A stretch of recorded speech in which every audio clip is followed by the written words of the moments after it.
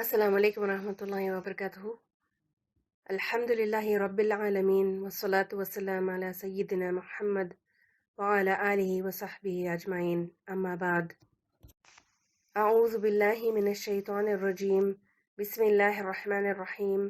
رب اشرح لی صدری عقدۃ من لسانی یفقہوا قولی واجعل لی وزیرا من اہلی۔ اللہم ارنا الحق حقا وارزقنا اتباعہ وارنا الباطل باطلا وارزقنا اجتنابہ، اللہم آمین۔ آج ہم ریویو کریں گے انشاءاللہ آیت نمبر 32 سے لے کے 44 تک کہ اس میں کیا سبق مل رہے ہیں، اور اس کہانی کو بیان کرنے کا مقصد کیا تھا اللہ کا، تو آپ سب نے اور کیا۔ چلیں باغ والے کی کہانی کا ایک کوئک ریکیپ کر لیتے ہیں، آیت نمبر 32 سے لے کے 44 تک۔ یہ دو دوستوں کے بیچ میں ہونے والی جو گفتگو تھی، کانورزیشن کا قصہ ہے۔ ایک تھا بہت مالدار جس کے پاس دو باغ تھے، بہت ہی پھلدار اور بھرپور نفع دینے والے باغ تھے اس کے پاس، لیکن وہ بڑا فخر اور غرور کرنے والا تھا اپنے مال پر، پیسے پر بہت زیادہ پھولنے والا فخر اور غرور کرنے والا تھا اپنے مال پر، پیسے پر بہت زیادہ پھولنے والا۔ دوسرا شخص غریب تھا، زیادہ دولت نہیں تھی دنیا کی، لیکن اللہ پر اس کا کامل ایمان تھا، یعنی ایمان کی دولت سے وہ مالا مال تھا۔ باغ والے نے اپنے غریب دوست کو اپنا باغ دکھایا، اپنے باغ میں لے گیا اور اپنی بڑائی جتانے لگا، دکھاوے کرنے لگا، اور بات کرتے کرتے اس نے اس غریب دوست کو تانا بھی دے دیا، پھر آخرت اور قیامت کا بھی اس نے انکار کیا۔ جواباً اس کا غریب اور احساس دلایا کہ اس کو ایسے تکبر اور فخریہ جملے جو ہیں وہ نہیں کہنے چاہیے اور اللہ سے ڈرنا چاہیے۔ اس نے یہ بھی کہا کہ اگر کہیں اللہ تم سے ناراض ہو گیا تو پل میں یہ تمہارا جو باغ ہے اور تھاٹ باٹ تمہارے وہ سارا کچھ جو ہے وہ برباد ہو سکتا ہے۔ تو خود کو کریڈٹ نہ دو، اپنے خالق کو پہچان لو اور اس کا شکر ادا کرو جس نے تمہیں یہ سب کچھ عطا کیا ہے۔ لیکن باغ والا نہ مانا اور اکڑ دکھانے لگا، اکڑ نہیں چھوڑی، تو اللہ نے اس پر عذاب بھیج دیا۔ کوئی آسمانی آفت تھی یا کوئی زمین سے جو بھی تھا، اس عذاب کے نتیجے میں اس کے دونوں باغ تباہ و برباد ہو گئے۔ اللہ نے اسے سزا دے کر اس کو پکڑا۔ تو یہ تھا قصہ مختصر۔ اب چلیں ان آیتوں سے جو لیسنز ہم نے ڈرا کرنے ہیں سالوں سے سمجھیں۔ آیت نمبر 32 سے لے کر 36 تک باغ والے کی بات چیت ہے۔ اس کی بات چیت سے اور اس کے کہے ہوئے جملوں سے، اس کے ذریعے اللہ تعالیٰ نے باغ والے کا ایٹیٹیوڈ اور کردار بیان فرما دیا۔ پہلی دو باغ والے کا ایٹیٹیوڈ اور کردار بیان فرما دیا۔ پہلی دو آیتوں میں، آیت 32 اور 33 میں، اللہ تعالیٰ نے جو کچھ اس کو عطا کیا تھا ان ساری نعمتوں کو بیان فرمایا، اور ہر بار ہر آیت میں یاد دہانی کرا دی کہ ہر نعمت صرف اور سب کچھ ماشاء اللہ ہے، جو کچھ اللہ چاہے وہی ہوتا ہے، وہی ملتا ہے انسان کو۔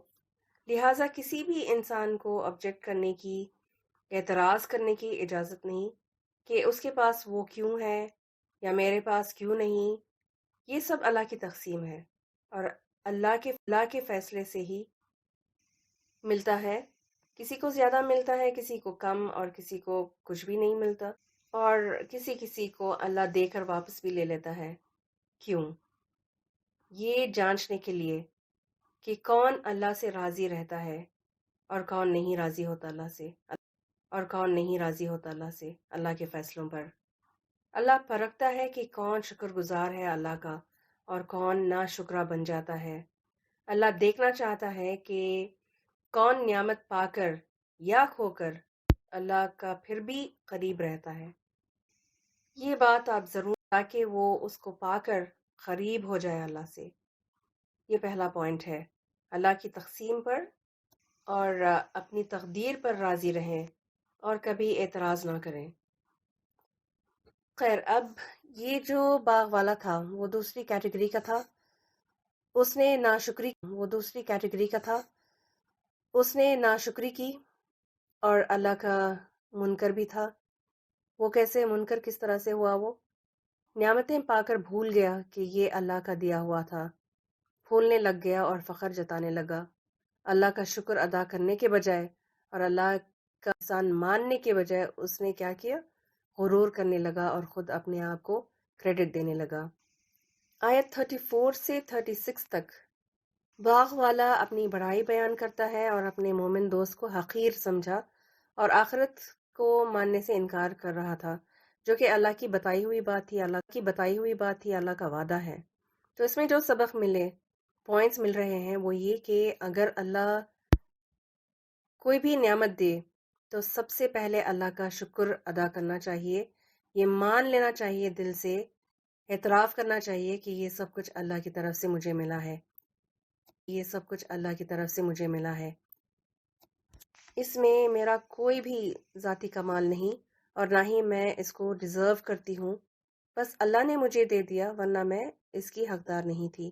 تو یہ سوچ ہونی چاہیے، اور اگر اللہ نہ کرے کوئی نعمت چھن جائے، اللہ واپس لے لے، صبر کا دامن تھامے رکھنا چاہیے، کوئی نیگیٹیوٹی کا اظہار نہ کریں، قدر اللہ وما شاء فعل کہیں، اللہ تعالیٰ نے مقدر فرمایا اور اس نے جو چاہا کیا، ایسا کہنا چاہیے۔ ٹھیک، ابھی کتنے پوائنٹس ہوئے؟ نوٹ کر رہے ہیں نا؟ تو نوٹ کرتے جائیں۔ باغ والے کا ایک جملہ جو ہے وہ اللہ کے ہاں بہت ہی ناپسندیدہ ہے، اللہ کو سخت غضب دلانے والا کلمہ ہے، اور وہ کیا ہے؟ انا اکثر منک، اپنے آپ کو دوسروں سے بہتر جاننا، تو اپنے بہتر نہ جانے۔ اس انا کے بت کو توڑنے کی بہت زیادہ ضرورت ہے، یعنی ہر چیز میں اپنی بڑائی جتانا، میں کہتے رہنا، یعنی فخر اور تکبر نہ کریں، اس کا مطلب یہ ہے۔ لیکن جو گھر آپ کا ہے، بچے آپ کے ہیں، زیور، ذمہ داریاں جو آپ کی ہیں، تو وہ تو آپ کی ہی رہیں گی نا، اور آپ میرا کہہ کر ہی اس کو بتائیں گی۔ یہ نہیں کہ آپ کہیں کہ اللہ کا گھر ہے، اللہ کے بچے ہیں، یہ نہیں ہے انا کا مطلب۔ اس کا مطلب ہے خود پسندی اور اپنے آپ پر فخر جتانا، کیونکہ اللہ کو فخر اور تکبر کرنا پسند نہیں۔ میں ہی سب سے اچھی، میرا ہی سب سے شاندار، یہ خیال نہیں ہونا چاہیے، اور یہ نیت بھی نہیں کرنی چاہیے اس طرح کی۔ باغ والے نے اپنی نعمتوں کو دکھاتے وقت کیا اس نے اللہ کا نام لیا تھا؟ اللہ کا نام لیا ہی کوئی نہیں۔ سورۃ الضحیٰ کی آخری آیت میں اللہ نے کیا حکم دیا؟ وَأَمَّا بِنِعْمَةِ رَبِّكَ فَحَدِّثْ، اور اپنے رب کی نعمت کا اظہار کرو، اپنے رب کی دی ہوئی نعمتوں کو بیان کرو۔ اللہ جو نصیب کرے اس کا ذکر کرنا جائز ہے، مگر کیسے؟ اللہ کا نام لے کر، اللہ کے نام کے ساتھ، اپنے رب کی طرف اس کو منسوب کر کے۔ یہ کہیں کہ اللہ نے دیا، اللہ نے کیا یا کروا دیے سارے کام، اللہ نے آسان کیا، اللہ نے شفا دے دی، صحت دی، تو ڈاکٹر پر اور وسائل کو کریڈٹ نہ دیں، اپنے آپ کو کریڈٹ نہ دیں۔ ایگزام اچھا اگر ہو جائے یا جاب اچھی ملے تو اللہ کی طرف سے اس کو بیان کریں۔ یہ کہیں کہ ھذا من فضل ربی، یہ میرے رب کے فضل سے ہے۔ تو خلاصہ یہ ہے کہ نعمتوں پر فخر کرنے کے بجائے کیا جائے، اس سے نعمت برقرار بھی رہے گی اور اس میں اللہ تعالیٰ اضافہ بھی کر دے گا، یہ اللہ کا وعدہ ہے۔ اللہ تعالیٰ نے فرمایا لَإِن شَكَرْتُمْ لَأَزِيدَنَّكُمْ، اگر تم شکر کرو گے تو میں تم کو زیادہ دوں گا، نعمت میں اضافہ کروں گا۔ اسی طرح نبی صلی اللہ علیہ وسلم دوں گا، نعمت میں اضافہ کروں گا۔ اسی طرح نبی صلی اللہ علیہ وسلم نے فرمایا جس شخص کی روح اس کے جسم سے اس حال میں جدا ہو کہ وہ 3 چیزوں سے بری ہو، پاک ہو، تو جنت میں داخل ہوگا، ایک تکبر، دوسرا خرچ سے، اور تیسرا مال غنیمت میں خیانت سے۔ پھر آگے آیت 34 میں ہی باغ والے کی ایک اور بہت بڑی برائی کی تنقید کی ہے اللہ تعالیٰ نے، اور وہ کیا ہے؟ وَدَخَلَ جَنَّتَهُ، اور وہ طرح دکھاوا کرتے ہوئے، نمائش کرنے کی نیت سے، شو آف کرتے ہوئے۔ دکھاوا یا ریاکاری شرک خفی ہے، ہڈن شرک ہے۔ اس میں نیت کی خرابی ہوتی ہے، اور ریاکاری سے نیک اعمال جو ہیں وہ بھی ضائع ہو جاتے ہیں، برباد ہو جاتے ہیں۔ یہ ہم نے پچھلے لیسن میں بھی اس کا تذکرہ۔ اللہ تعالیٰ نے کئی جگہوں پر فرمایا، کھاؤ پیو پاکیزہ چیزوں میں سے جو ہم نے رزق عطا کیا ہے تم کو، لیکن اسراف نہ کرو، ضائع نہ کرو، فساد نہ پھیلاؤ، اور شیطان کے نقشے قدم پر نہ چلو۔ اپنی نعمتوں کو نمایاں کرنے نہ چلو۔ اپنی نعمتوں کو نمایاں کرنے سے، دکھاوے سے کیوں روکا گیا؟ کیا اس کے کوئی نقصانات ہیں؟ کیا فرق پڑتا ہے اگر کوئی اپنی چیز دکھا دے کسی کو؟ یہ اتنا ناپسندیدہ کیوں ہے؟ پہلا نقصان تو یہی ہے، جس کی بات یا شرک خفی ہے، یعنی مائنر شرک ہے یا ہڈن شرک، جس کو انسان پہچان بھی نہیں پاتا، غیر محسوس طریقے سے ہی اس شرک میں وہ مبتلا ہو جاتا ہے۔ دوسرا نقصان اس کا یہ ہے کہ نظر لگ جاتی ہے اور اس سے نعمت چلی جاتی ہے۔ نبی صلی اللہ علیہ وسلم نے فرمایا، اس سے نعمت چلی جاتی ہے۔ نبی صلی اللہ علیہ وسلم نے فرمایا، العین حق، نظر برحق ہے، نظر کا لگنا جو ہے وہ برحق ہے۔ یہ کوئی سپرسٹیشن نہیں ہے، کیونکہ کچھ لوگوں کا ہوتا ہے نا، وہ سمجھتے ہیں کہ یہ بھی سپرسٹیشن میں آتا ہے، لیکن یہ نہیں ہے سپر بلیف، تو یہ برحق ہے نظر کا لگنا۔ تو نظر سے ہر حال میں بچنا چاہیے، اور اس کے لیے کچھ کام کرنے ہوں گے۔ پہلے تو یہ ہے کہ ماشاء اللہ کہیں جب اپنی نعمت دیکھیں، یا دوسرے کی بھی اگر آپ دیکھیں تو ماشاء اللہ لا قوت الا باللہ بھی کہیں۔ کس طرح؟ بارک اللہ فیک یا بارک اللہ فی کہہ کر۔ پھر صبح اور شام کے جو اذکار ہیں اس کو پڑھنا نہ بھولیں، اس کو ضرور پڑھیں، کم از کم آیت الکرسی اور خل کے سورے جو ہے نا، قرآن کی آخری 3 صورتیں، ان کو پڑھا کریں۔ پھر تیسرا، وہ بھی 3 دفعہ پڑھنا ہے۔ پھر تیسرا کام یہ ہے کہ کوئی بھی فخریہ کلمات نہ کہیں، کوئی بھی اپنی بڑائی میں، اپنی شان میں کوئی بھی بات آپ نہ کہیں، کیونکہ یہی بنتا ہے نا سبب نظر لگنے کا، اور اس سے اللہ تعالیٰ ناراض بھی ہو جاتا ہے، اور نعمت کو چھن جانے اللہ تعالیٰ ناراض بھی ہو جاتا ہے، اور نعمت کو چھن جانے کا سبب بھی بن سکتا ہے۔ نبی صلی اللہ علیہ وسلم کی دعاؤں میں سے کئی ایک دعائیں ہیں جس کو پڑھی جا سکتی ہیں۔ چوتھا کام اور سب سے اہم کام، اپنے حاسدوں کے سامنے اپنی نہ کریں، ان سے مل کر بھی نہ بتائیں، اور فیس بک، ٹویٹر، واٹس ایپ پر بھی اشتہار نہ دیں۔ اب یہ کیسے پتا چلے گا کہ اپنے حاسد کون ہے؟ کئی بار تو ہمیں نہیں پتا چلتا کہ ہمارے حاسد کون ہے، لیکن کچھ بار ہوتے ہیں جن سے وہ پہچانے جاتے ہیں۔ آپ سے جو کمپٹیشن کرنے لگے نا، کمپٹیشن میں لگ جائیں، آپ کی اچھی چیزیں ان کو اچھی نہ لگیں، جب آپ اپنی نعمت کا، کسی اچیومنٹ کا ذکر کریں تو وہ آگے سے اپنی شروع کر دیں گے۔ کچھ لوگ تو اوپر سے اچھے ہوتے ہیں، لیکن دل ہی دل میں آپ سے حسد کرنے والے ہوتے ہیں۔ تو اپنی نعمتوں کو ایڈورٹائز نہ کریں۔ اچھا، یہ میں نے کہاں سے لیا ہے؟ یہ جو میں عقیدہ آپ کو بتا رہی ہوں نا، کہ آپ کو نہیں بتانا چاہیے، چھپانا چاہیے۔ سورہ یوسف سب نے پڑھی ہے نا؟ اسلام نے اپنے بیٹے یوسف علیہ السلام کو تاکید کی تھی کس بارے میں؟ دیکھیں، آیت نمبر 5 ہے سورہ یوسف کی۔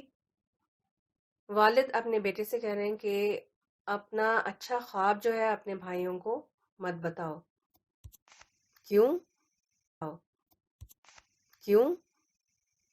کیونکہ وہ پھر تم سے حسد کرنے لگیں گے اور چالیں چلیں گے تمہارے خلاف۔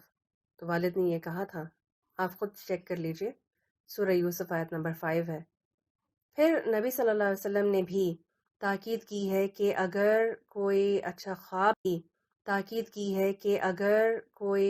خواب دیکھے تو صرف قابل اعتماد لوگوں کو سنائے، ہر ایک کو نہ سنائے۔ یہ منع کیا نبی صلی اللہ علیہ وسلم نے۔ تو اپنی نعمتوں کو چھپائیں، چرچا نہ کریں اور ایک دم سے خوشخبریاں بھی کبھی بھی نہ دیں، کبھی بھی نہ دیں پکچرز وغیرہ شیئر کر کے۔ یہ ہو گیا دوسرا نقصان دکھاوے کا۔ پہلا کیا تھا؟ شرک اصغر۔ پھر دوسرا نقصان جو دکھاوے سے ہوتا ہے وہ نظر کا لگ جانا، اور تیسرا نقصان جو لوگ آپ کی تکلیف پہنچتی ہے، ذہنی تکلیف۔ مثلا اگر کوئی اپنی شادی کی اینیورسری منائے یا اپنے بچے کا، بیوی کا برتھ ڈے منائے، تو جن کی شادیاں نہیں ہوئی، رشتہ ہی نہیں جڑ رہا، ان کے دل پر کیا بیتے گی؟ یا جن کی شادیاں ٹوٹی ہوئی ہیں، طلاق ہو گیا ہو، یا پھر جن کی شادیاں ٹوٹی ہوئی ہیں، طلاق ہو گیا ہو، یا پھر جن کے شوہر یا بیوی کا انتقال ہو چکا ہو، کیا ان کے دل پر آپ کا یہ جشن کرنا گرا نہیں گزرے گا؟ اور جو برتھ ڈے پارٹیز منانے والے ہیں، کیا دوسرے بچوں کے دل میں جن کی اولاد ہی نہیں، کیا ان کو دکھ نہیں ہوگا؟ دیکھیں، اسلام ایک پریکٹیکل دین ہے۔ انسان کی ویکنسز اور فیلنگز کا خیال رکھتے ہوئے اس کی رولنگز رکھی ہے اللہ تعالیٰ نے، اور جن چیزوں کو سیلیبریٹ کرنا جائز ہے ان کو بھی سمپل رکھنے کا حکم ملا ہے تاکہ کسی پر بھی تکلیف نہ ہو۔ اچھا، یہ کن سیلیبریشنز کی بات میں کر رہی ہوں جو جائز ہیں کرنا، جو ضروری ہے اسلام میں؟ جیسے رشتہ جڑنے پر منگنی کرنا، شادی کرنا، اور بچے کی ولادت کے بعد، پیدائش کے بعد عقیقہ کرنا۔ تو اس میں یہ ہے کہ لوگوں کو جمع کیا جا سکتا ہے اور دعوت کرنا جائز ہے اور انکریج بھی کیا گیا۔ اس میں کوئی حرج نہیں، اس لیے کہ یہ ساری چیزیں جو ہیں وہ ایک ہی بار کرتے ہیں نا، ہر سال تو نہیں منایا جاتا جیسے اینیورسری اور برتھ ڈیز۔ ایک ہی بندے کا رشتہ کتنی بار جڑے گا، کتنی بار شادی کرے گا انسان، اور کتنی دفعہ بچے کا عقیقہ ہوگا؟ سب ایک ہی بار کرتے ہیں نا، ہر سال تو نہیں کیا جاتا بار بار۔ یہ منانا کیوں جائز ہے؟ اس کے پیچھے بھی بڑی حکمتیں ہیں۔ پہلا تو یہ کہ اپنی خوشی کا اظہار کرنا اور دوسروں کو اپنی خوشی میں شامل کرنے کے لیے، پھر اعلان کرنے کے لیے۔ اگر منگنی یا شادی چھپ چھپا کر کریں گے، کسی کو بولے بغیر یا بلائے بغیر، تو کیا ہوگا؟ یہ رشتے آتے ہی رہیں گے۔ تو اعلان کرنا ضروری ہے کہ یہ دونوں ایک رشتے میں بند چکے ہیں، اب یہ دونوں ایک دوسرے سے انگیج ہیں، منگیتر ہیں ایک دوسرے کے، تو اب اس کے بعد کوئی دوسرا رشتہ قبول کرنا ممکن نہیں۔ اور اگر شادی ساتھ جائیں گے کہیں تو یہ میاں بیوی ہیں، یہ معلوم ہوگا لوگوں کو، یہ غلط فہمی نہیں پالیں گے کہ یہ دونوں چھپی دوستیاں کر رہے ہیں۔ اور عقیقہ کا جو اس کے پیچھے جو حکمت ہے، اس کو کرنے سے محلے میں رشتہ داروں کو معلوم ہوتا ہے کہ فلاں کے گھر میں بیٹا ہوا ہے یا بیٹی ہوئی ہے۔ بچوں کا عقیقہ یعنی نا بس ایک بار ہم کرتے ہیں اس کو جب وہ پیدا ہوتے ہیں، اور اس نعمت کی خوشی ہم مناتے ہیں، ادا کرتے ہیں شکرانے کے طور پر۔ اور اس میں یہ ہے کہ دیکھیں، جب بیٹا ہونا تو 2 بکرے ذبح کر کے تقسیم کیا جاتا ہے کہ بیٹی جب ہوتی ہے نا تو خوشی کم ہوتی ہے۔ کیا صحیح کہا میں نے؟ بالکل نہیں، اگر بیٹی ہو تو صرف خاص و خاص دوستوں کو، رشتہ داروں کو یا پھر نیبرز کو اعلان کرتے ہیں۔ اب ایک بکرے میں کتنا گوشت تقسیم ہو سکتا ہے، کتنا گوشت بانٹ سکیں گے؟ اور اس کے پیچھے حکمت یہ ہے کہ بیٹیوں کو شروع سے ہی پردے میں چھپا کر رکھنے کے غرض سے زیادہ لوگوں میں اعلان نہیں کیا جاتا، لیکن بیٹا اگر ہو تو 2 بکرے زیادہ لوگوں میں تقسیم پھر معلوم کرایا جاتا ہے، اعلان زیادہ لوگوں میں ہوتا ہے۔ اس میں کم یا زیادہ خوشی کی بات نہیں ہے کوئی، ٹھیک؟ تو یہ دماغ سے نکال دیں کہ بیٹی اگر ہو تو کم خوشی ہوتی ہے، تو پھر کم گوشت اور کم خرچ کیا جاتا ہے، تو ایسا نہیں ہے۔ پھر دیکھیں، منانا جائز ہے، منانے کا حکم ملا۔ وہ کون سی 2 عیدیں ہیں؟ رمضان اور بقرعید کی عیدیں۔ تو ان میں خوشی منانا، پارٹی کرنا چاہیے، کیونکہ یہ حکم اللہ کی طرف سے ہے اور ہر گھر میں عید منائی جاتی ہے۔ سب خوشیاں مناتے ہیں، خوش ہوتے ہیں امیر اور غریب سب کے گھر میں، ہر گھر میں یہ خوش ہوتے ہیں امیر اور غریب سب کے گھر میں، ہر گھر میں یہ خوشی منائی جاتی ہے۔ تو یہ ایک ایکوالٹی اور یونیفارمٹی ہوتی ہے نا، تو یہ منانا جائز ہے۔ لیکن ان کے علاوہ جتنے بھی سیلیبریشنز ہوتے ہیں نا، وہ اس لیے ہوتے ہیں، اس غرض سے کیے جاتے ہیں کہ وہ نمایاں ہو، دکھاوے کے لیے، یا تو آپ غرض سے کیے جاتے ہیں کہ وہ نمایاں ہو دکھاوے کے لیے، یا تو اپنے مالدار ہونے کا دکھاوا یا ماڈرن ہونے کا دکھاوا، اپ ٹو ڈیٹ ہونے کا۔ باغ والے کے پاس باغ تھا تو اس نے اس باغ کو ڈسپلے کیا۔ ہمارے پاس باغ تو نہیں، لیکن اس کی دوسری شکل یا ہے، مثلا اپنا گھر، جس میں ہاؤس وارمنگ سرمنی کے نام پر لوگوں کو بلا بلا کر دکھایا جاتا ہے کہ دیکھو ہم نے کتنی بڑی شاندار بلڈنگ تیار کی ہے، بنائی ہے۔ پھر اسی طرح شکرانے رکھتے ہیں لوگ شادیوں میں۔ پہلے تو لوگ لڑکی کا پورا جہیز جو ہے وہ لا کر شادی محل میں ڈسپلے کے لیے سجا کر رکھ دیتے تھے، تاکہ لوگ دیکھیں کتنی شان ہے ان کی، سارا فرنیچر، کپڑے، زیورات بھی۔ اور پھر دو چار لوگوں کو بٹھایا ہوا رکھتے ہیں کہ یہاں بیٹھ کر چیزوں کی رکھوالی کرتے بیٹھو، کہ یہاں بیٹھ کر چیزوں کی رکھوالی کرتے بیٹھو۔ اور ذرا اس ہال میں 8-10 بچے جمع ہو جائیں، مل کر چڑھنے لگیں دلہن کے کاٹ پر اور صوفے پر، اور گرانے لگیں کوئی آئس کریم، جوس یا میٹھا،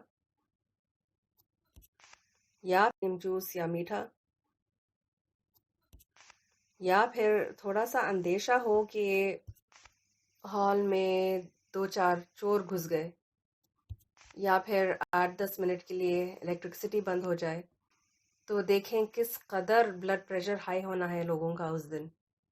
لیکن ہم اس سے ایک ہاتھ آگے بڑھ گئے، ہم اس مال کا دکھاوا کرتے ہیں جو خود اپنا بھی نہیں، کہیں سے لے کر قرض کر کے لیا ہوگا، بالخصوص بینک لون سے۔ اس طرح کی حرکتیں ایک مومن کو زیب نہیں دیتی۔ تو ہر حال میں دکھاوا اور دکھانے سے بچنا چاہیے، اور اس کا نقصان بہت زیادہ ہوتا ہے۔ اپنے لیے، اپنی کنوینئنس کے لیے گھر بنائیں، سجائیں، برانڈڈ لباس بھی پہنیں، کھائیں پیئیں، گھومیں پھریں، ان سب سے اسلام آپ کو نہیں روکتا، منع نہیں کرتا، لیکن فخر اور شان نہ کریں، فلانٹ نہ کریں، دوسروں سے کمپیٹ کر کے ان کو کمتری کا احساس نہ دلائیں۔ ہر چیز میں اپنے ہی گن گاتے رہنا تو یہی انا پرستی ہے۔ اپنے سے اوپر، اپنے سے اچھا، اپنے سے بہتر کسی کو دیکھ نہ پانا، تب وہ کیوں خوبصورت، وہ کیوں مالدار، وہ کیوں اچھی، یہ منع ہے۔ ایسا خیال آئے تو خود کو سمجھائیں کہ یہ سب اللہ کی تقسیم ہے۔ آگے باغ والے کے کردار کے بارے میں کیا بیان فرمایا اللہ نے، جس سے ہم نے رکنا ہے۔ قال ما اظن ان تبید هذه ابدا، اس نے کہا میرا نہیں خیال کہ یہ میری نعمتیں کبھی بھی ختم ہوں گی۔ نعمتوں کو فار گرانٹڈ نہیں لینا چاہیے، یہ گمان نہ کریں کہ نعمتیں ہمیشہ اپنے پاس باقی رہیں گی، کبھی بھی کچھ بھی ہو سکتا ہے، پل میں وقت بدل جاتا ہے، یہ ممکن ہے۔ اب اس کی مثالیں کیا کیا ہو سکتی ہیں؟ کون کون سی نعمتیں ہوتی ہیں انسانوں کے پاس جس پر غرور ہوتا ہے، سمجھتے ہیں کہ کوئی ان کا کچھ بگاڑ نہیں سکتا؟ تو سب سے پہلے اس میں مال ہی ہے، پھر ویل سیٹلڈ اور قابل اولاد اگر کسی کی ہو، یا پھر خوبصورتی، کسی کا اچھا اسٹیٹس اور پوزیشن، علم اور سکلز، ذہانت جو ہے، پھر اسی طرح شہرت، امکانات نہیں ہو سکتے؟ کیا یہ پاسبلٹی نہیں ہے کہ یہ چیزیں ختم ہوں؟ کیا آپ نے اپنے آس پاس کے لوگوں کے حال کو بدلتے ہوئے نہیں دیکھا؟ مال کیا ہے؟ ہاتھ کا میل ہے، خوبصورتی ڈھلتا سورج ہے، جوانی ختم تو خوبصورتی بھی ختم ہو جاتا ہے، پھر شہرت ایک غلط رومر کے بعد باقی نہیں رہتی، جس کو شہرت ملتی ہے وہ بدنام بھی ہو جاتا ہے کئی بار، اچھے شہرت والے۔ لیکن ایسی بھی کچھ نعمتیں ہیں جو ہر کسی کو ملی ہوئی ہیں۔ وہ کون سی ہیں جو ہر کسی کو ملی ہوئی ہیں؟ وہ کون سی؟ دیکھنے کی، سننے کی، بولنے کی صلاحیتیں۔ ہمیں ان کو فار گرانٹڈ لینا نہیں چاہیے۔ اللہ سلامت رکھے ہر ایک کے لیے، لیکن اللہ چاہے تو یہ بھی ختم ہو جاتی ہیں۔ اللہ چاہے تو یہ بھی ختم ہو جاتی ہیں۔ تو ہمیں ان سب کے لیے شکر گزار ہونا چاہیے، اپنی اچھی صحت کے لیے اور اپنی زندگی کے لیے بھی۔ ان تبید ہذہ ابدا والا معاملہ نہیں کرنا چاہیے۔ کوئی 2 دن پہلے کسی نے ایک نیوز شیئر کی تھی اور خبر یہ تھی کہ ایک نیولی ویڈڈ کپل جو ہے، دونوں ڈاکٹرز تھے اور جماعت اسلام کے اہم شخصیات بھی تھے۔ اچانک ان دونوں میاں بیوی کا انتقال ہو گیا۔ ان کو الیکٹرک شاک لگا تھا۔ بالکل نئی نئی ان کی شادی ہوئی تھی، کچھ 2 ماہ، بہت ہی ینگ کپل تھے، لیکن زندگی کسی کی بھی قائم نہیں، اور موت کی کوئی عمر نہیں ہوتی فکسڈ۔ تو وقت بدلتے ہوئے دیر نہیں لگتی، تو انسانوں کو ہمبل ہونا چاہیے، عاجزی اختیار کرنی چاہیے، نہ کہ فخر اور غرور اور تکبر میں اپنے دنیا اور آخرت کو برباد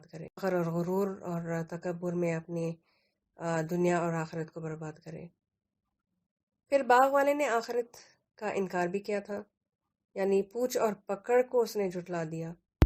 کئی لوگ خبر کے عذاب کو نہیں مانتے، برزخ کی زندگی کو نہیں مانتے، اس کا انکار کر دیتے ہیں بغیر سوچے۔ باغ والے کا کیا حال کیا اللہ نے، کس طرح سبق سکھایا۔ ہمیں اس سے عبرت حاصل کر لینی چاہیے۔ بعد میں افسوس کر کے اور پچھتا کے کوئی فائدہ نہیں ہوگا۔ جہاں اللہ کی بات آ جائے تو اس میں کوئی کمپرومائز نہیں کرنا، اپنی عقل سے اور لاجک سے جج نہ کریں۔ دین کے مقابلے میں اپنا دماغ لڑائیں گے نا، تو کئی ایسی حکمتیں دین کی سمجھ میں آنے والی نہیں ہیں۔ جب قرآن اور سنت سے دلیل مل جائے تو بس پروف مل گیا، تو اس کو جھٹلانا نہیں چاہیے، صرف اس بنا پہ کہ وہ اپنی آنکھوں کو نظر نہیں آتی یا اپنی عقل میں نہیں سما رہی ہے اور سمجھ میں نہیں آ رہا، جیسے کہ قیامت اور فرشتے اور جن۔ تو اچھے خاصے پڑھے لکھے لوگ جو ہیں ان کو نہیں مانتے، ان کے وجود کو جھٹلا دیتے ہیں۔ خیر، یہ تھا اس باغ والے کا کردار اور اخلاق جو اللہ کو پسند نہیں آیا، جس میں ڈونٹس سمجھائے گئے، جو کام ہمیں نہیں کرنے چاہیے اس کو اللہ نے باغ والے کے ذریعے بیان فرمایا۔ اب اس کے بعد اللہ تعالیٰ نے باغ والے کے دوست کی باتیں سنائی، جو غریب تھا لیکن ایمان کی دولت سے مالا مال تھا۔ اس کے کردار کے ذریعے بتا دیا کہ ایک مومن کو کیسا ہونا چاہیے اور اس کی سوچ کیسی ہونی چاہیے، یعنی ڈوز بتائے گئے اس میں۔ انسان کی ایک بہت بڑی ویکنس ہے کہ وہ اپنے آپ کو دوسروں سے بہتر اور بلند دیکھنا چاہتا ہے۔ ہر کوئی کسی نہ کسی درجے پر اسے یہ خیال ضرور آتا ہے۔ کوئی بھی اس کو ڈینائی نہیں کر سکتا۔ تو ایسے میں کیا کرنا ہوگا؟ اس کا علاج کیا ہے پھر؟ انسان کو اپنی تخلیق، اپنی حقیقت پر، اپنے اصل پر غور کرنا چاہیے۔ سوچیں، میں کون ہوں، کہاں سے آئی ہوں، مجھے اپنا وجود کس نے دیا؟ پھر آپ اللہ کی طرف پلٹیں گی اور اپنے رب کی، خالق کی معرفت آپ کو حاصل ہوگی، پہچاننے لگ جائیں گے اللہ کو۔ پھر مومن کو ایک اچھا دوست، اچھا ساتھی ہونا چاہیے، جو اچھی نصیحتیں کرے اور سچی اور درست بات کرے، انصاف والی۔ پھر اسی طرح مومن جب دعوت کا کام کرے نا، دعویٰ کا، تو اس کو اللہ کی بات اگر کسی کو سمجھانی ہو تو کلیئر کمیونیکیشن کرنا چاہیے، بات چیت کے ذریعے دوسروں کو سمجھانا چاہیے، ان سے خوف نہ کھائیں، کانسیکوینسز بتائیں، حکمتیں بھی سمجھائیں، اپنا جو نقطہ نظر ہے اس کو سمجھائیں اور خیر خواہی کے ساتھ کریں۔ اسی طرح ہم نے دیکھا کہ مومن بندے کے کردار میں یہ اللہ کا تذکرہ زیادہ سے زیادہ کرنا چاہیے، اور اللہ کی قدرت اور قوت کو پہچاننے والے ہوں۔ اور یہ کیسے کرنا ہوگا؟ ماشاء اللہ، انشاء اللہ، الحمدللہ، لا حول ولا قوت الا باللہ، اس طرح کے جملے کہہ کر موقع کی مناسبت سے اپنی کمزوری کا اظہار کریں، اللہ میں ضرورت کو محسوس کریں، اظہار کریں اس چیز کا. کسی بھی چیز کو اپنی قابلیت کا نتیجہ اور اپنی محنت کا پھل سمجھنا نہیں چاہیے، اس کے بجائے اللہ کی طرف اس کو منسوب کرنا چاہیے. ہمیشہ یاد رکھیں کہ وہی ہونا ہے جو اللہ نے چاہنا ہے، اتنا ہی ملنا ہے جو بھی اللہ چاہے تو عطا کر دے اور نہ چاہے تو روک دے. اس میں اعتراض کی ہمیں گنجائش نہیں ہے. پھر مومن بندے جو ہیں وہ پر امید ہوتے ہیں، راضی رہتے ہیں اللہ کی تقسیم پر، اللہ سے حسن ظن رکھتے ہیں اور پازیٹیو رہتے ہیں. اپنا مقام دیکھیں اور اپنا مقام بنائے اور آخرت میں بلند درجات کے لیے کوشش بھی کرے اور امید بھی رکھے. مومن ہر دم اللہ کی پکڑ سے ڈرنے والا ہوتا ہے، اللہ سے خوف زدہ ہو کر زندگی گزارتا ہے. تو ناشکری سے، انکار سے بچیں، دکھاوا نہ کریں اور دعائیں کریں اللہ سے نعمتوں کی سلامتی کے لیے. ایک دعا ہے جس میں یہ الفاظ ملتے ہیں: اللہم انا نعوذ بک من زوال نعمتک وتحول عافیتک وفجاعت نقمتک وجمیع سخطک. اے اللہ بے شک ہم وفجاعت نقمتک وجمیع سخطک. اے اللہ بے شک ہم تیری عطا کردہ نعمتوں کے زوال سے، تیری عطا کردہ عافیت کے بدل جانے سے، تیری سزا کے اچانک وارد ہو جانے سے اور تیری ہر قسم کی ناراضگی سے تیری پناہ چاہتے ہیں. اسی طرح شرک سے بھی بچنے کی دعائیں ہیں، جن میں سے ایک یہ ہے: اللہم انی اعوذ بک ان اشرک بک وانا عالم واستغفرک لما لا عالم. اے اللہ میں تیری پناہ چاہتی ہوں اس شرک سے جو میں جانتے بوجھتے تیرے ساتھ شرک کروں، اور میں بخشش مانگتی ہوں اس شرک سے جو میں انجانے میں کروں. تو انشاءاللہ آپ کی دعا کلاس میں آپ کو یہ دعائیں یاد کرا دی جائیں گی. تو مومن کو بے خوف ہو کر جینا نہیں چاہیے اور بے نیازی نہیں برتنی چاہیے. ہر پاسبلٹی کو مد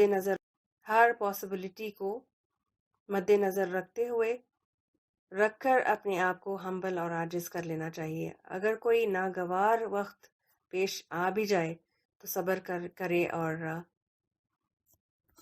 فیس کرے اس سچویشن کو. پہلی بات یہ ہے کہ کبھی یہ گمان نہیں کریں کہ خوشحالی ہمیشہ رہے گی، اور دوسری بات امید نہ ہاریں، مایوس نہ ہوں اگر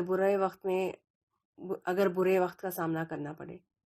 پل میں قسمتیں بدل جاتی ہیں انسانوں کی. آپ بھی جانتے ہوں گے لوگوں کو جو راتوں رات کروڑ پتی بن گئے ہوں. فرام ریگس ٹو ریچز والی کہانیاں سنا اور دیکھا ہوگا. اور کبھی ایک ہی جھٹکے میں حالات تبدیل ہو جاتے ہیں. مثال کے طور پر ایک کمانے والا بندہ، اگر اس کی اچانک موت ہو جائے تو ایک ہنستا کھیلتا مالدار گھرانہ محتاج ہو جاتا ہے. کبھی فلڈز، لینڈ سلائڈز اور ارتھکویکس اپنی لپیٹ میں لے لیتے ہیں اللہ کے حکم سے، جس سے کچھ بھی نہیں بچتا. جان و مال کا نقصان، سونامی یاد ہوگا آپ کو، ٹائٹینک اور یہ ساری چیزیں ہیں نا، اور پلین کریشز سے ہم سب واقف ہیں. تو اس کے ستائے ہوئے لوگ جو ہے وہ اپنے ملک کو ان کو اپنا ملک چھوڑنا پڑ جاتا ہے. ریفیوجی کیمپس میں اور شیلٹرز میں جا کے پناہ لینا پڑ جاتا ہے مجبور ہو کر. تو کنٹریز کے بیچ جب جنگ ہو جائے تو بھی نقصان بہت زیادہ ہوتا ہے جان و مال کا، اور افیکٹ پڑتا ہے زندگیوں پر. اچھے خاصے خوشحال گھر جو ہیں وہ تباہ ہو جاتے ہیں. ہاں پر جو ریسنٹلی وبا گزری تھی وہ کون سی تھی؟ کورونا، کووڈ ہے نا. تو اس میں بھی لوگوں کی جاب چھوٹ گئی، لے آف ہو گئے، سارے ہوا. کتنی خواتین کے شوہر جو تھے وہ چلے گئے بیماری میں، اور کتنی ہی لوگوں کی بیویاں جو ہیں وہ فوت ہو گئیں. نمبرز میرے پاس بھی ہیں اور آپ کے پاس بھی ہیں. آئی وٹنس ہیں ہم سب ان سارے جو حادثات ہوئے تھے نا ان کی. یہ جو وبا آئی تھی یہ اپنے دور کا حسبانم من السما تھا، عذاب بھی تھا ایک طرح سے، اور پھر یوں کہیں کہ آئی اوپنر تھا. کس چیز کا؟ ان چیزوں پر سے اپنا فوکس اور اعتماد، اپنا بھروسہ ہٹانے کے لیے اللہ نے وبا بھیجی، بیماری اتاری، اور اللہ پر توکل بڑھانے کے لیے اللہ کی قدرتوں کو تسلیم کرنے کا سبق سکھانا چاہا اللہ نے۔ کووڈ کے ذریعے اللہ نے اسی بہت بڑی حقیقت کو سمجھانا چاہا کہ توکل کرنا چاہیے۔ مومن کے حق میں کلامٹیز اور مصیبتیں دراصل رحمت ہوتی ہیں۔ اللہ جب کسی کے درجات بلند کرنا چاہتا ہے اور وہ دیکھتا ہے کہ اس بندے کے اتنے اچھے اعمال نہیں ہیں جس سے وہ اس مقام کو پا سکے، تو اللہ ایسے مومن ہے جس سے وہ اس مقام کو پا سکے، تو اللہ ایسے مومن کو چند مصیبتوں میں ڈال دیتا ہے جس پر وہ صبر کر کے اپنی اعلیٰ منزل اس مقام تک پہنچ جائے۔ حضرت انس رضی اللہ عنہ کہتے ہیں کہ نبی صلی اللہ جب اللہ اپنے بندے کے ساتھ خیر و بھلائی کا ارادہ فرماتا ہے تو اس کو اس کے گناہوں کی سزا جلد ہی دنیا میں دے دیتا ہے، یعنی تکلیفوں اور آزمائشوں کے ذریعے، تاکہ بندہ پلٹ کر توبہ کر لے اور اپنے گناہ جو ہے وہ معاف کروا لے اللہ سے، اور جب کسی یہاں تک کہ قیامت کے دن اس کو پوری سزا ملے گی۔ تو مومن کے حق میں تکلیف اللہ کی طرف سے رحمت کا سبب بنتی ہے۔ یہ جو الفاظ ہیں ماؤ اہا غورن والی بات ہے نا، اس میں بھی سبق ملتا ہے کہ پانی جو ہے دریا کے پاس بھی کھڑے ہو تو بھی پانی ضائع نہ کرو۔ تو جب بھی آپ ٹیپ کھولیں تو اس آیت کو یاد ضرور کریں۔ پانی بھی بہت بڑی نعمت ہے، اس کو بھی فار گرانٹڈ لینا نہیں چاہیے، انڈیلنا نہیں چاہیے، کیونکہ کوئی چیز پانی کا نعم البدل نہیں، اور اللہ کے سوا کسی کی قدرت نہیں اس کو لانے کی، اس کو دینے کی۔ ہمیں پانی کا بھی حساب دینا ہوگا، اس کو یاد رکھیے۔ کوئی گروہ، کوئی جماعت، کوئی مال، کوئی انسان مدد کے قابل نہیں، قابل اعتماد بھی نہیں، بھروسے کے لائق نہیں، صرف اللہ ہی ولی ہو سکتا ہے، مددگار ہے، حمایتی ہے۔ تو یہ الولایت، یہ والی جو ہے نا اس آیت کا، اس میں یہ سبق ملا، پر سب سے زیادہ بھروسہ ہوتا ہے، اسی لیے مال جمع کرنے میں لگ گئے ہم سب۔ اس بات کا انکار نہیں کیا جا سکتا کہ پیسہ چاہیے، پیسے کے بغیر تو اپنی ضروریات کو، بیسک نیڈز کو پورا کرنے کے لیے پیسہ کمانا ضروری ہے، کمائیں گے نہیں تو کھائیں گے کہاں سے، لیکن حد سے زیادہ یہ نہیں ہونا چاہیے۔ اسی سے انسان حب دنیا کے دلدل میں پھنستا چلا جاتا ہے، نیڈز کے بعد وانٹس کے بعد لگژریز اور کمفرٹس میں اتنا کھو جاتا ہے بندہ کہ اس لگژریز کو اور دنیا پانے کے نشے میں بے ایمان ہو جاتا ہے۔ چیز حلال ہے یا نہیں، جائز ہے یا نہیں، یہ اس کی پرواہ نہیں ہوتی۔ کمانے کے طریقے بھی جو ہیں وہ اس کو فرق نہیں پڑتا کہ یہ جائز ہے یا نہیں۔ پھر انہی چیزوں پر توکل بھی بڑھ جاتا ہے، اور نعمتیں دینے والے کی قدرت کا اندازہ نہیں رہتا کہ وہ کسی بھی وقت پکڑ سکتا ہے اور نعمت واپس بھی لے سکتا ہے، اور مال ہاتھ سے ختم ہو سکتا ہے جس پر بینک کر کے زندگی گزار رہے ہیں۔ تو یاد رکھیے کہ ہر وہ چیز جو ایمان کو باقی نہ رہنے دے وہ نقصان دہ ہے۔ ہونا چاہیے اور اللہ سے راضی رہنا چاہیے کہ یہ اللہ کی تقسیم ہے، لیکن دین میں کمپرومائز نہیں کرنا چاہیے، ایمان کو گنوانا نہیں چاہیے، اس میں کمپرومائز ہو ہی نہیں سکتا۔ ہم نے ایک حدیث پڑھی تھی، سورۃ الکہف پڑھنے سے ایک جمعہ سے لے کر دوسرے جمعہ تک ایک نور اور روشنی ہے۔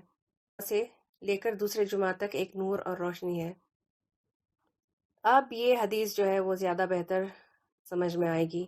ہر جمعہ کو یاد آ جائے گا کہ مال سے بڑا سرمایہ ایک اور چیز بھی ہے، وہ کیا ہے؟ ایمان ہے، ایمان ہی ہے۔